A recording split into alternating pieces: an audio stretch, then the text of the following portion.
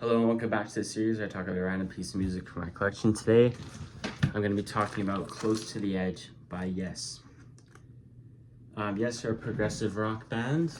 For me, the premier progressive rock band. A lot of people say it's Pink Floyd. And on the same side of that coin, people say Pink Floyd and prog, which I think is also really stupid. But for me, it's always been Yes. Yeah, Yes are definitely my favorite prog band. Anyway, this is their 5th album. It has their first ever sideline epic. If you don't know what sideline epic is, it's basically a song that fills up an entire side of vinyl. Although it's a bit of a silly term because Suffers Already by Genesis should be a sideline epic, although there's another short track on that side. Anyway, this contains my favorite song of all time, Close to the Edge, the title track. This might be a long one. This is a brilliant album from start to finish. It has the, along with the previous album, it has the definitive, for me, best lineup of Yes, with Jon Anderson on vocals, Bill Bruford on drums, Steve Howe guitar, Chris Squire bass, and Rick Wakeman keyboards. Yes were a revolving door, except for mainly Jon Anderson and Chris Squire stayed, but really Chris Squire stayed until his death, where Jon Anderson left at least once.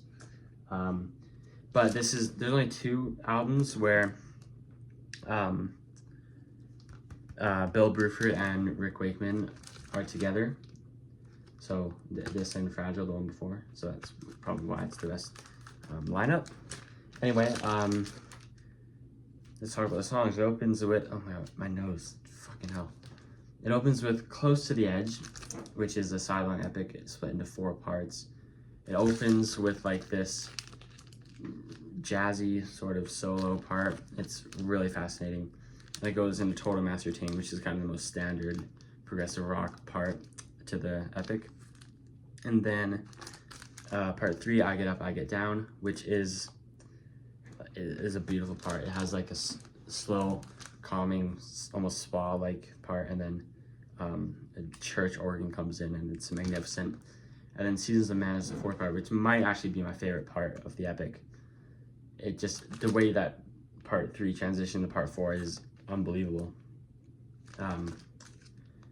Yeah, Close to the Edge is my favorite song of all time. It's 18 minutes and 43 seconds, I think. And then side 2, And You and I, which is also really good.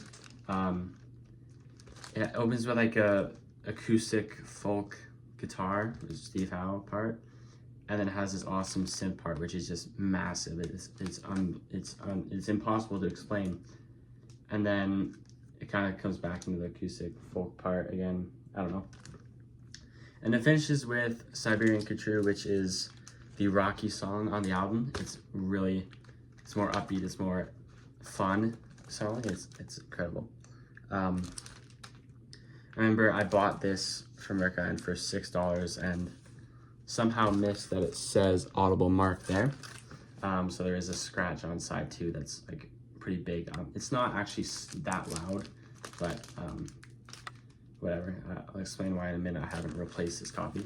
But I listened to it for the first time. Before that I've heard probably went in order, starting with the Yes album, because Yes album was the first progressive rock album I ever heard. And then I heard Fragile, and then this, I guess. But I remember buying it from Record Line before hearing it, putting it on the turntable, and really not being super impressed with it. I remember I really liked And You and I when I first heard it, but I heard people say before I heard it that Close to the Edge is the best progressive rock song of all time. So expectations were really high, I guess, which usually I'll say now, my expectations are high with an album. I usually don't like it at first, at least. It doesn't mean I'll never like it, but if my expectations are high, I usually won't like it. It's just how it goes. So that's kind of at the start. I didn't think it was so amazing, but now it's my favorite Yes album. And anyway, I forget what I was gonna say, but yeah, I also have a Blu-ray copy of it, which it's Blu-ray, but it's just audio.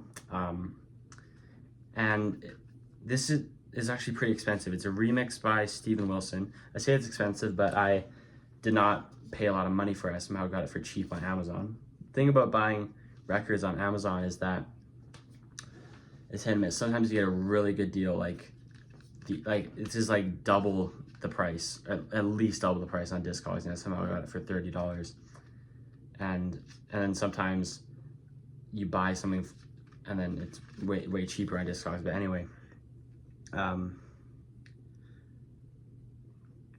it's a 5.1 remix, so that's why it's on Blu-ray. So it comes out of 5 speakers and a subwoofer, and it's like remixed for surround sound essentially, and it's very cool.